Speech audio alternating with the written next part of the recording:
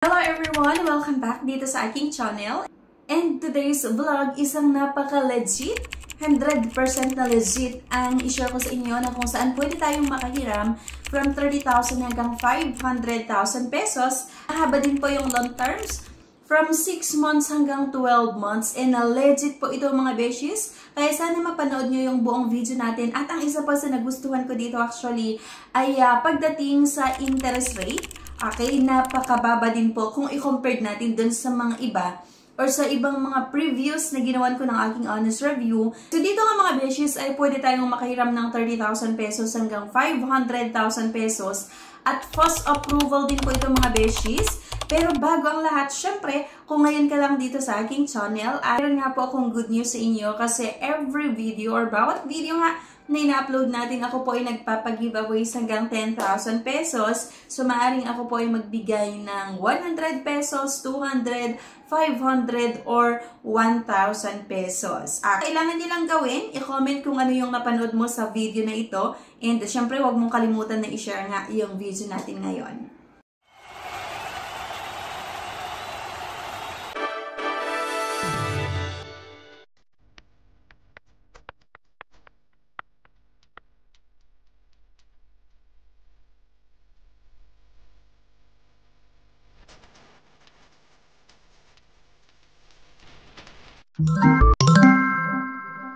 Like this video, subscribe, comment, and share.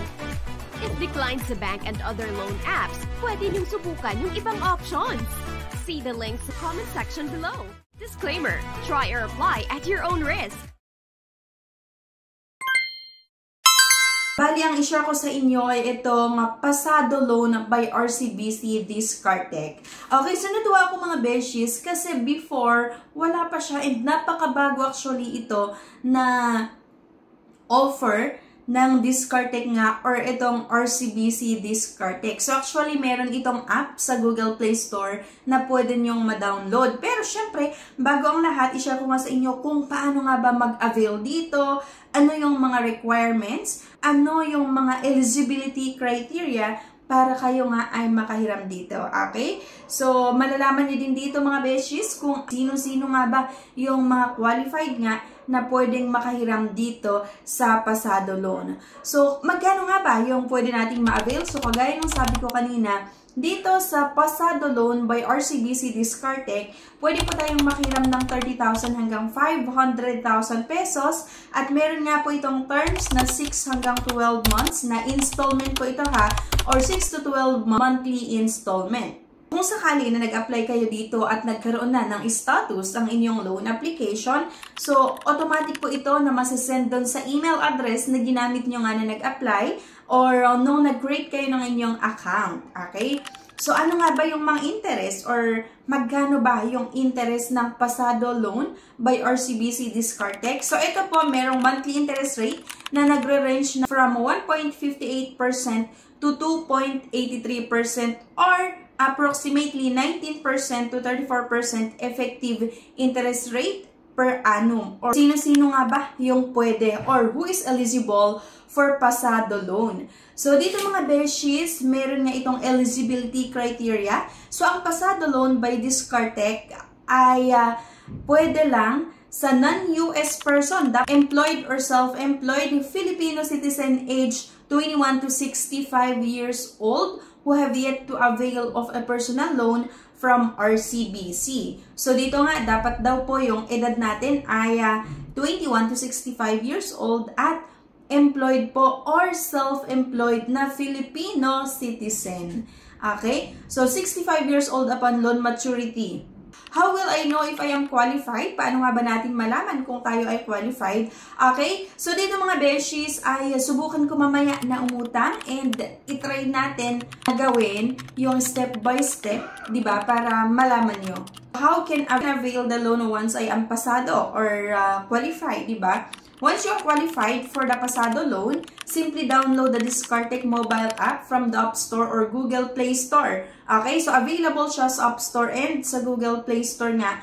So, ito yung mga requirements mga beshies para makahiram dito. You only need to submit one Philippine government ID during the creation of Discartec account. So, isang valid government ID nga lang mga beshies. At ito yung mga kailangan nyo isubmit. Yung Philippine passport, LTO driver's license. So, mamimili nga lang kayo dito kung ano yung available na ID na meron kayo kapag mag-create nga kayo ng inyong account or Discartec account. So, yun nga, Philippine passport, yung LTO driver's license, yung UMID ID, Social Security System ID, NBI clearance, yung PhilPost ID, Professional Regulation Commission or yung PRC ID, Integrated Bar of the Philippines or IBP ID, yung Seaman's Book National ID, yung Printed National ID. Once fully verified mga beshes yung Discartec account nyo, you will get the proceeds net of fees in an instant. So, we'll receive this as soon as you agree with the terms and condition, yung sa promissory note and sa disclosure statement. Okay? So, ayan. For example, ito, pasado.ph. Dito ako sa Google search nga. And ay yung makikita nyo, forming the pixels on your screen. And ito na, apply and get approved within minutes. Easy, reliable, secure, and abot kaya. So, ayun nga, apply now para sa stress at hassle-free na loan experience. So, meron nakalagay mga beshes na click to apply. So, yung link nga ay ilalagay ko sa comment section. So, pwede nyo i-click yung link na yan para ma-redirect kayo mismo dito nga sa website or sa site ng Pasado.ph. Okay? So, already a Discartec user. So, ayan, kailangan nyo lang basahin yung mga ito. And then, ito na. Once na na-click mo, yung may nakalagay na apply now, ito yung makikita nyo mga beshies, yung pwedeng mahiram nga na 30,000 hanggang 500,000 pesos. At makikita nyo nga din dito yung terms na ino-offer nito na 6 months hanggang 12 months and 100% legit po ito mga beshies. So for example sa akin, 12 months yung pipiliin ko na terms and i-try natin mga beshies yung 30,000. So, dito sa 30,000 pesos, makikita mo din dito sa taas kung magkano yung possible na magiging monthly amortization. So, 2,522.49 yung monthly amortization dun sa 30,000 pesos kapag ang loan terms ay 12 months. So, di pa kayang-kaya nyo na ito na bayaran kung sakali na gusto nyo nga na subukan itong pasado.ph. So, ayan. So, halimbawa naman, 100,000 mga beshies yung gusto nyo na utangin, payable ng 12 months. So, by the way, kung gusto nyo naman na makatapos agad, go kayo sa 6 months. Pero 12 months kasi itong pinipili ko dito. So, 100,000 pesos loan amount, payable within 12 months. Ang monthly amortization natin ay 8,405.98. Diba? So, napakababa lang. And then, kung sakali naman, na ang gusto mong utangin ay 200,000. Okay? And then, 12 months na naman yung loan terms. Ang possible na magiging monthly amortization nga natin ay 16,810.95. In terms nga sa interest and processing fees ay talagang mababa din. So, itry natin naman yung 250,000 pesos naman, 21,013 yung magiging monthly amortization, payable nga within 12 months. For 300,000 naman, kapag yun yung gusto nyong utangin, yung mas malaking amount pa, ang monthly amortization ay 25,215.93, payable nga sa loob ng 12 months. So, option nyo pa rin naman ito kung 12 months yung pipiliin nyo na terms or 6 months kasi meron nga itong dalawang option. It's either 6 months or 12 months. Once na na-continue mo, ito na unlock hidden perks with your promo code. So, dahil nga wala akong promo code dito mga beshies, itap nga lang natin or click natin itong I don't have a promo code. Terms and conditions. So, kailangan yung basahin ito mga beshies. Navigating the terms and conditions. Take a moment to review our terms and conditions for a seamless experience. So, continue lang natin. Ilalagay lang natin yung valid, okay, mobile number. Kasi nga dito magsasend din ng one-time password or OTP. And enter your one-time password. We just want to make sure it's really you before we let you in. Siyempre, yung basic information natin. So, like yung first name, last name, yung middle name and suffix is optional naman. So, kailangan natin ilagay nga yung kompletong address natin, like yung enter your other information, like yung government ID. And once na okay na, may redirect kayo mismo sa app ng Discartec nga. And kailangan yung i-download nga ito. At kailangan nyo nga mag-create ng inyong account. At ito yung makikita nyo For example, na okay na-verify na ang inyong account sa Discartec, meron kayong makikita na pasado. Then, tap to view nga lang natin at makikita nyo kung magkano yung loan offer sa inyo. At once approved naman, ayan, your loan has been approved.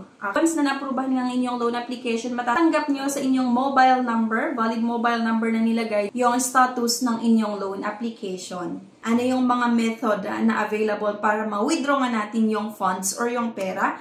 You can withdraw cash through RCBC ATMs or ATM Go terminals via QR code or reference number cardless withdrawals. And you may also transfer your funds to your RCBC account or other bank accounts via fund transfer. So, napaka-hassle-free ito mga beshes kasi pwede nyo nga makuha yung loan proceeds via bank transfer doon sa ibang account nyo or ibang bank account nyo, diba? Or pwede rin naman na mag-direct kayo sa RCBC ATMs mismo and via QR code or reference number para ma-withdraw nyo nga yung pera na naaprubahan. Kung sakali nga na naaprubahan ang inyong loan application, pwede kayong magbayad through auto-debit or ayan, automatically deducted from your Discartec basic deposit account or a regular savings account. So, ito yung tinatawag na auto-debit na kung saan every month, kailangan mong pondohan yung account mo or bank account mo kasi doon mismo sa due date mo ay magkakaltas o ay ikakaltas yung yung monthly amortization nyo. Okay? So, pwede kayong magbayad din via Discartec app. So, if you are qualified for Pasado loan, you may still create a Discartec regular savings account. You may also try to reapply for a Pasado loan after 90 days from your initial application. Kung sakali na meron pa kayong existing loan sa RCBC, like meron kayong home loan or auto loan, you can still avail of a Pasado loan even if you have an existing home loan nga and auto loan. Makakautang pa rin po kayo kahit meron kayong existing na home loan or auto loans sa RCBC as long as you are qualified and have maintained a good credit standing. Kaya nga, lagi akong sinasabi na sana kapag tayo ay umuutang, kailangan mini-maintain po natin or kailangan maka-build tayo ng good credit standing sa kung saang loan institution or sa kung saang company or bangko ka umuutang. Para once na gusto mong itry, gusto mong umutang doon sa ibang product pa nila, at least pwede ka pa rin. Okay? Kasi nga, meron kang na-build na good credit standing. Kasi kung umutang ka doon sa mga legit na pautangan online and then hindi ka naman nagbabayad or laging delay ang pagbabayad mo, so baka kapag gusto mo na mag-reloan in the future or gusto mong i-try yung ibang product nila, baka hindi ka nila pahihiramin kasi nga meron kang negative credit standing. Okay, so yun lang mga beshies and napaka-legit po ito. So sana i-share nyo sa mga kakilala nyo na naghahanap ng mga legit na pwedeng mahiraman online. Anyway guys, thank you for watching and please don't forget to click the subscribe button. Sana i-like nyo din po yung video at huwag nyo kalimutan na i-share. Thank you and see you sa aking next vlog. Bye-bye!